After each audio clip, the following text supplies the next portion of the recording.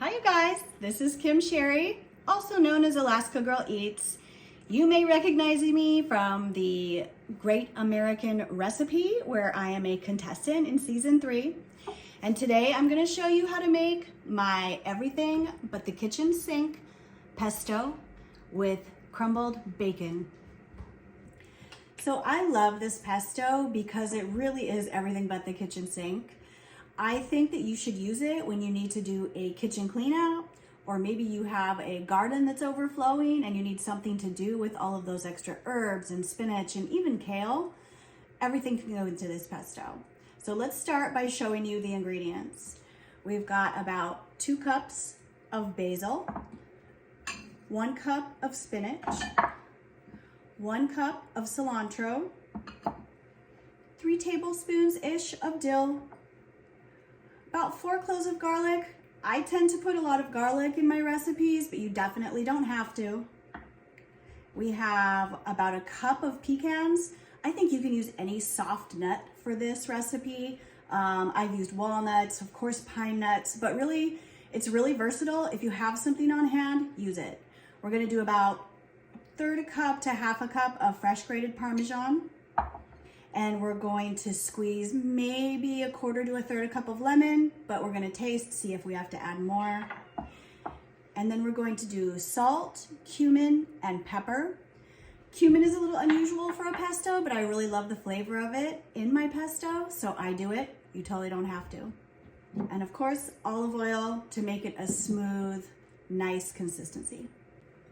I'm gonna begin with grating my Parmesan. I don't like to buy pre-grated or pre-shredded cheeses. It's got kind of this filmy thing on the outside that just is not appetizing to me.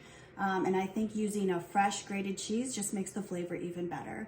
So it's really simple.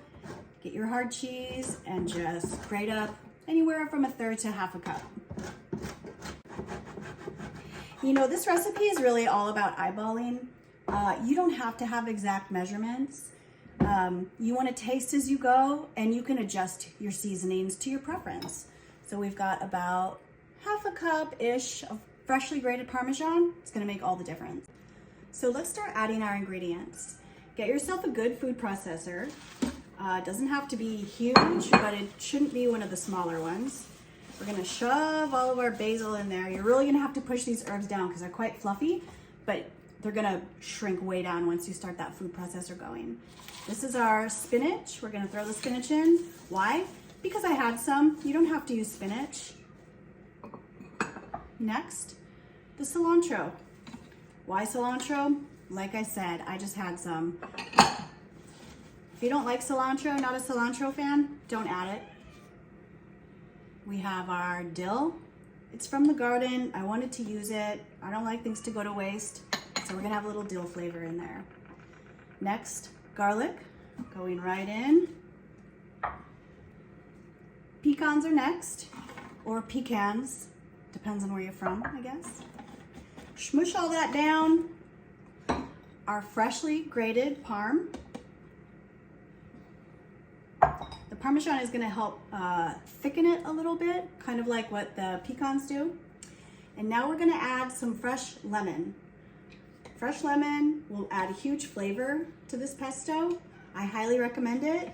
But if you don't have fresh lemon, just use one of those bottle ones, you know, just get that lemony flavor in there. Now, if you're a big lemon person and really love that smack of lemon, you could even add a little lemon zest to this pesto to make it extra lemony. And there's no problem with that at all. More flavor is a good thing.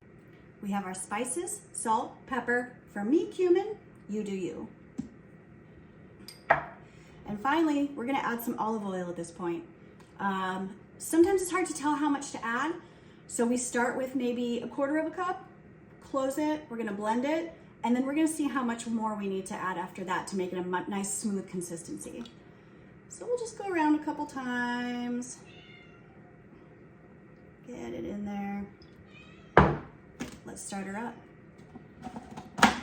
Clip it into place, and we're gonna start with a pulse and kind of see what it looks like after a couple pulses. So I just scrape down the edges, and we're gonna add some more olive oil and blend it a little bit more. I'm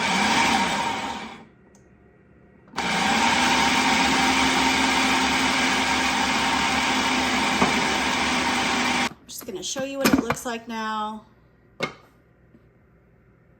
Beautiful, smooth.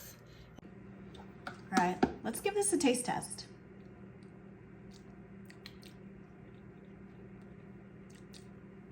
The salt is perfect. The Parmesan really comes through. All the herbs are great. I might add a little more lemon juice. And I really encourage you to taste what you're making as you go. It's really all about personal preference. Some people might need less salt, more lemon. Just like put what you want in there. Make it taste good for you and your family. Do what makes you happy. I'm gonna add some more lemon to this, and then we're gonna make some pasta. So the pasta I've chosen to use is pappardelle. I don't know if I'm saying that right. Pappardelle, I'm not sure. It's these nice, big, wide noodles. I'm going to use, I don't know what these are, nests of them, 2 nests of them for this dish, into salted boiling water. About 6 minutes. So what I've heard is that you actually shouldn't cook pesto. It dulls the color. There's no need to really cook anything in here. So what we're gonna do is we're gonna add a little bit of our fresh pesto to a bowl. But we're gonna start with probably 1/2 cup to 3/4 of a cup. We're gonna mix our pasta in, and then we're gonna see if we need to add more or not. You really want the pasta well coated with your pesto. I mean, you want a big, vibrant bite every time. Let's see how close we are here. Break a little bit off.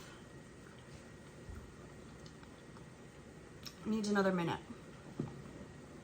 All right, the pasta is done. We're gonna go straight pasta into the pesto bowl, give it a mix, serve it up.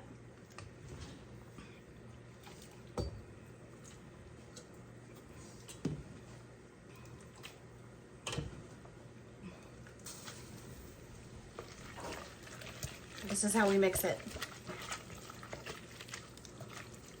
Make sure it gets really well coated. Oh yeah.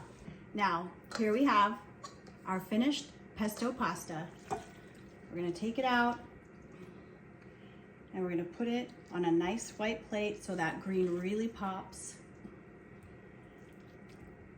It's a rainy day here in Alaska today, so I'm telling you, this is really gonna hit the spot.